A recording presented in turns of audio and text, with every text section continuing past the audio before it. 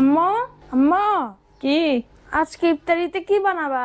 আমার জন্য কি করতেছো তুমি? প্রতিদিন ইফতারি খাইতে ভাল লাগে না। তো কি খাবা? অন্য কিছু করো। অন্য কিছু কি? হালিম করো, হালিম ভাল লাগে। হালিম খাবা? হ্যাঁ। ঠিক আছে, আজকে তাহলে হালিম করব। ইয়ে। হালিম খাবা তাহলে তো গরুর মাংস লাগবে।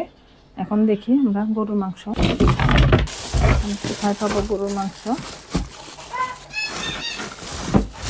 এই তো এক প্যাকেট পেয়ে গেলাম। তো চলো এটা ভিজিয়ে নিই।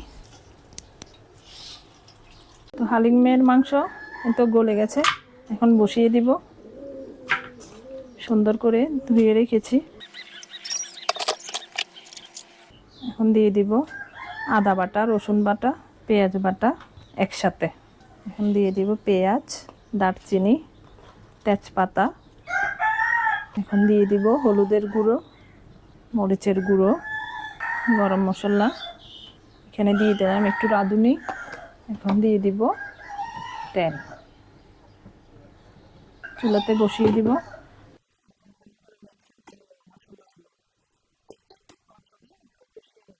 এই যে মাংসটা ভালো করে কষিয়ে নিলাম, এখন ঝোল দিয়ে দিব।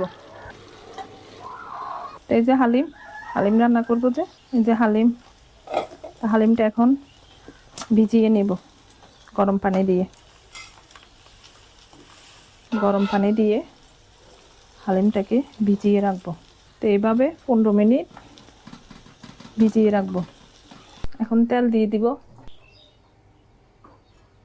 মাংসটা তাহলে পেঁয়াজ কুচি দিয়ে দিলাম। এখন পেঁয়াজগুলো লাল লাল করে ভেজে নিতে হবে। পেঁয়াজগুলো লাল লাল হয়ে গেছে, এখন মাংসটা ঢেলে দিব।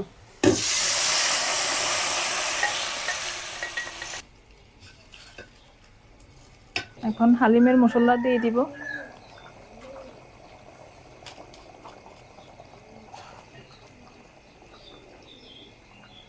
এখন দিয়ে দিব হালিম। 15 মিনিট গরম পানি দিয়ে ভিজিয়ে রেখেছি। বিসমিল্লাহ। হালিম হয়ে গেছে। দেখেন আজকে হালিমে প্রচুর মাংস দিয়েছি, গরুর মাংস, অনেক মজা হবে। তো এখন আমি দিয়ে দিব বেরেস্তা।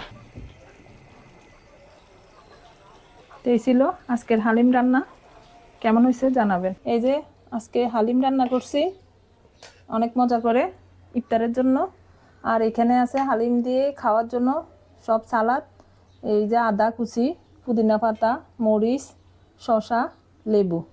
আর এখানে আছে বেরেস্তা, এখানে আছে বাংলা কলা, এদিকে আছে আঙ্গুর, আনারস, খেজুর আর লেবু। এদিকে আছে জিলাপি, আর আছে চিড়া, দই, শরবত, এখানে আছে দুধ, আর এদিকে আছে সাগর কলা। তো এই ছিল আজকে আমাদের ইফতারি। তো সবাই ভালো থাকবেন, সুস্থ থাকবেন, আর আমাদের জন্য দোয়া করবেন। আল্লাহ হাফেজ।